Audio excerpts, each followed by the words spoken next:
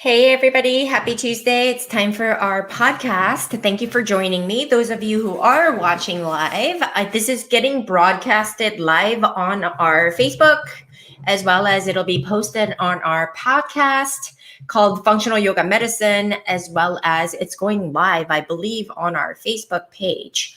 Technology is wonderful. But if you have not done so, you know what I would love is for you to leave me a review. Subscribe to our podcast called Functional Yoga Medicine. It's the only one like this in this platform. It's where all the practitioners come together, understanding that it's no longer the scopes of practice. Nobody has any dogmatic ways of doing things. We have to come together to make human beings whole again. It's truly learning to connect all the pieces of the puzzle together, never be polarizing, but really come together. It's a movement that I'm creating, and we want to be the change that we want to see in this world in a broken healthcare system. From sick care to healthcare, let's really come together, you guys, and really make this a worthwhile movement that you want to be a part of. So please, please, please, it does help the algorithm as I understand it. I would love your reviews and as well as to subscribe to my channel. It's Functional Yoga Medicine. It's on Spotify. It's on iTunes. Anywhere and everywhere that there is podcasting, I'm there. So please look for me there and you can find us there. Also, I want to make mention that right now we're on day 2 of our 7-day functional yoga medicine workshop. It's a free workshop. I'm sharing and I'm putting my heart and soul into this workshop, all about functional yoga medicine, how you can walk away with finally feeling like you have pieces of the puzzle together to make a person whole.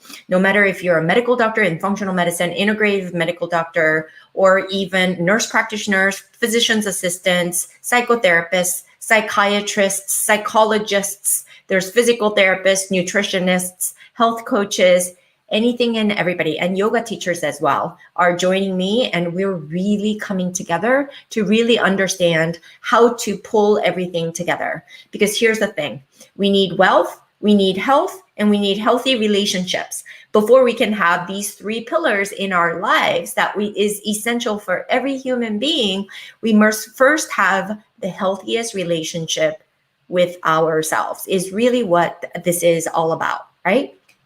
So I want to start out my podcast in asking you, why do you do what you do? If I were to ask you, why do you do what you do, right? Is it because it's what you have gone to school for? Is it because it's something that you spent so much time that you can't let go? It's all you know how to do? Is it because you still have student loans in it? Because if you're a healthcare practitioner with a license to keep, you and I both know the broken system keeps us locked up in practicing a certain way. And at the end of the day, we don't want to have this or admit this, because I didn't want to admit it for a long time. I was just a technician. I have a lot of medical doctor friends. I have a lot of eye doctor friends, physical therapy friends. They're all in private practices and they do take insurances. And guess what? Every eye doctor, every physical therapist, every medical doctor, if you're in the third-party paying system, we're all technicians, we're business owners, being a technician in each of our fields, knowing what codes, what diagnoses codes, as well as CPT codes to bill for that gets paid is what the name of the game is, right? And I got so sick and tired of practicing that way because it was not logical. It wasn't really making an impact in the lives of the patients that I was serving. So I was always looking to expand my expertise. But more importantly, for as long as I've been a clinician, those of you who don't know me, I've been an autoimmune patient. I've been battling lupus since last year in my doctorate degree in physical therapy back in 1999, right? No, 2000. So it's been exactly 2 decades when I was diagnosed with the autoimmune condition, and I know it intimately. And I know even in the name of holistic services, everybody's busy trying to strip you down into parts. It becomes more about the technicality and the strategic field that you're in. It becomes less about the patient, right? But the woes and the struggles that your patients go through and all the emotional and mental things that they have to navigate around to be able to do what you tell them to do, that's where it's at, you guys. Because even in the functional medicine realm, at the root, it's all about movement, nutrition, it's about stress management, it's about relationships at the root. And if those things are not right, we have stress in our lives. And if we're not thinking good thoughts, we're not going to feel good. And then when we're not feel good from that place, we don't make good choices in the actions that we take. And then the results that we create in our lives is sickness. Everybody to some extent is sick. And you know what? If you're being real honest, and if you're in the healthcare industry, many of you are struggling financially, are struggling with work overload and overwhelm and in your ability to learn as much as you can. And there's never a stop to how much more you can learn. But it's not about the learning, because body can't be black and white. There is no scientific basis and analytical understanding. It doesn't fit like text box. Our experiences in this world has so many variables that you and I both know the systemic effects are the leaves of the tree. Unless we get down to the roots and the soil, the environment, epigenomics, right? These are all fancy terminologies we talk about to see if we can create another discipline to make the technical field something relevant. But that's not really helping our patients. We really have to understand them at the human being level, not the human doing level, right? Because every single one of you, whether it be conventional or allopathic or holistic, what's the difference? You guys are focusing on the doing for the patient. You guys are the expert. They come to you for services. So as long as you think you're going to heal them, you've got it all wrong, you guys. You're never going to heal somebody. You can guide them to do and make better choices, but you have to be the catalyst for their transformation to get to the deeper roots to why they do what they do and what struggles that they have. What's the obstacle that's standing in their way? You better be a good health coach to coach them through. You are the guide. It makes your job so much easier to look at it this way, because healing is an inside job. And if there is no compliance and follow through to whatever it is that you say, I've been both a physical therapist, a registered dietitian, I studied psychology, I've done the gamut in my field, as well as functional medicine, yoga medicine, as well as all the TCM stuff that I've tried and studied. I know that I can't heal on my own. Human beings are so much more than something that we can do, right? We can't make them heal. We're not all that. And I can't endow somebody to heal. I'm not Jesus Christ. I'm not God. I'm not the creator. They can only heal themselves. And it's a much easier way for us to take our role and making sure that we connect the dots, the pieces of the fragmented puzzle that everybody has in the field of holistic or conventional medicine, in breaking the human being down into its parts. I can't even bill for services when a patient comes in with neck pain and shoulder pain. I can't separate out the parts. It all belongs to that same person. So I have to address the core. I have to address the whole spine and how the posture and aligned they are to affect the shoulder, and that affects their neck.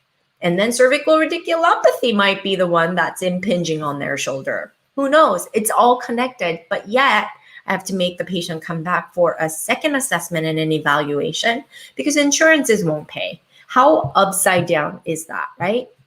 You and I are all trying to protect our licensure. We stay in our zone or scope of practices. It's regulated by what? By who? It's all a way for us to guard and defend our limitations in each of our fields. And it's something that must change. Fear of judgment, other people's opinions, and then the consequences of what if keeps us up at night, and it keeps you locked up and held hostage to the ineffective way in the way we do things. But you and I know better. We know that there are multitude of layers. We've got the physicality that is influenced heavily by the mental capacity or mental faculties, as well as the emotions that we hold. These are not tangible. It's not something scientifically we can measure. But you and I both know if we get really road rage and angry, it's going to shoot up our blood pressure, heart rate. It's going to wreak havoc. The stress in the psychosomatic effects of stressors in our physiology is something we can't ignore. But yet, because we can't measure it, a lot of the holistic treatments are focused on what we can measure to make us relevant in the lives of the patients.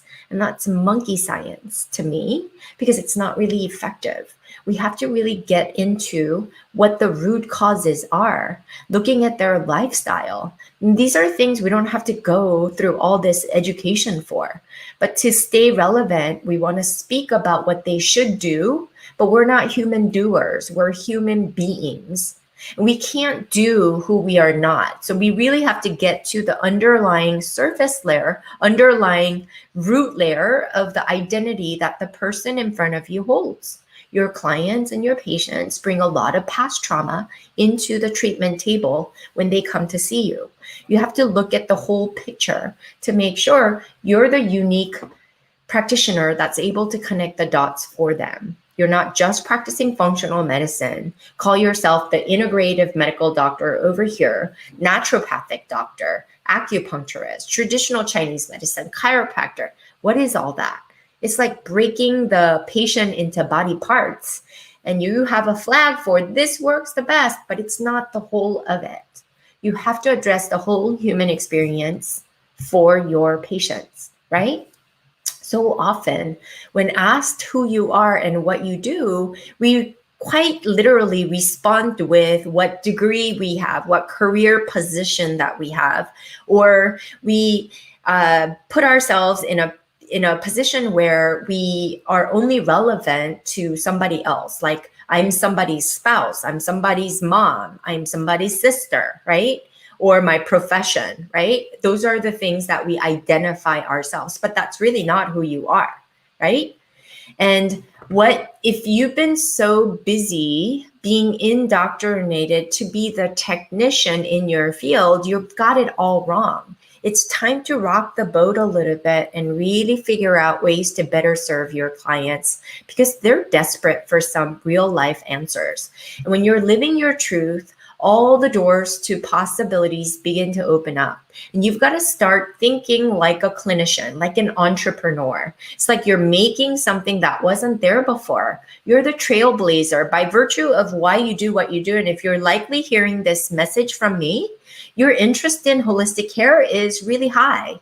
And so you are looking for ways to connect the dots. And the only way you can do that is to create something that works better than what's and how it's always been done. You have to question what doesn't work and then create a new system. You want to be different, not do the same thing a little better, a little different, a little more, but you really want to set a new category for yourself, but really impact the lives that you serve. And you really have to do this in a very strategic way, because your true path won't already be paid for you. That's the bad news. It's something you have to be the trailblazer, and you have to stand for something. Because of your knowledge, you have the capability to pave the way and create a better path forward for your clients and serve them holistically.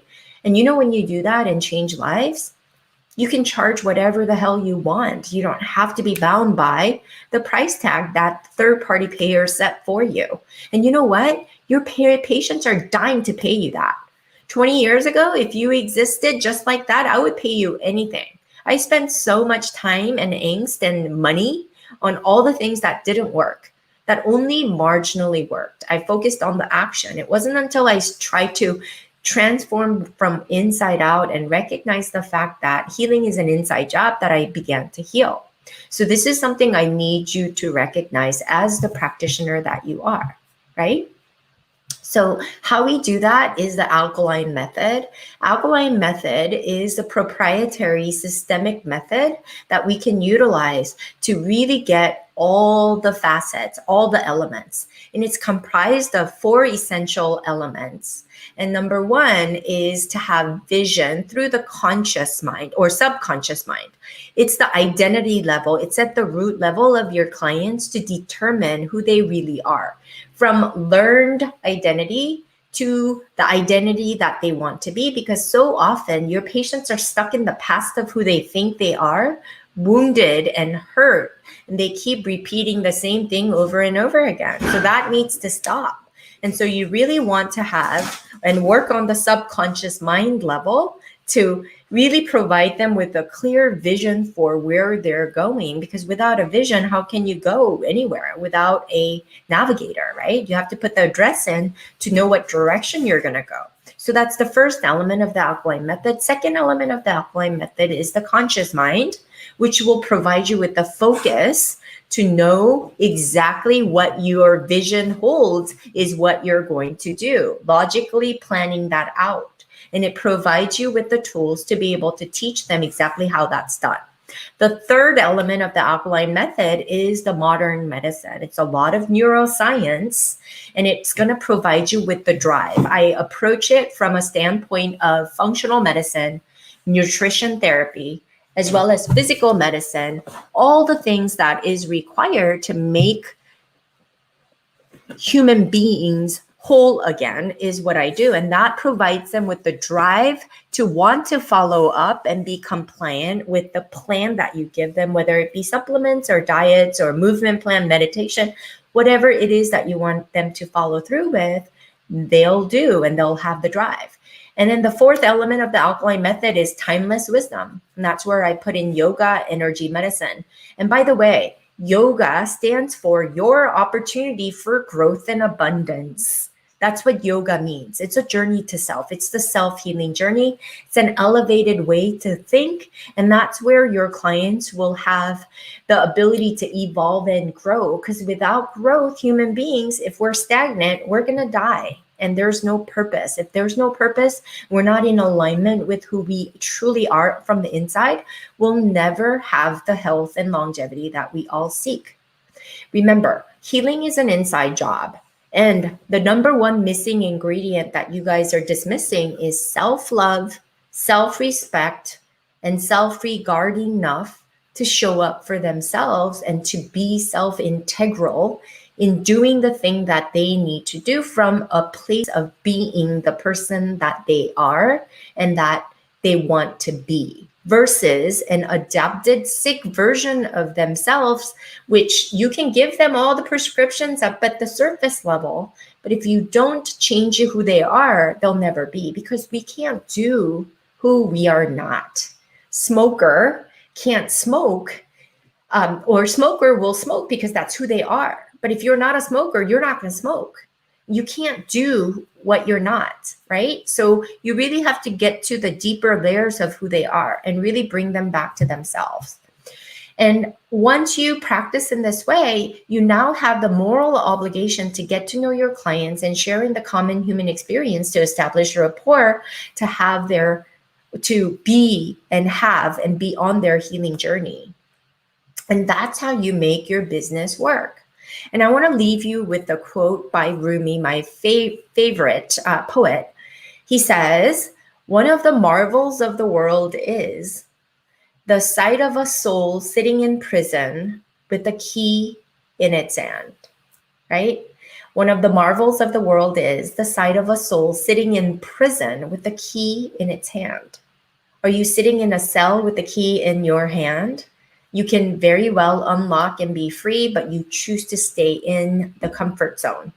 So if that's you, rethink your options. And I hope you really, really dare greatly in the field that you're in to do differently. Come join me in Functional Yoga Medicine. It's a private small group in Facebook where we're having and hosting and learning all about functional yoga medicine and how you can apply it immediately in your practice today to have your practice be truly integral, as well as pull the pieces of the puzzle together finally to make your patients whole once and for all. Thank you so much for joining me. I'll see you guys all here at the same time next Tuesday. Have a great week. I'll I'll see you guys then. Bye bye.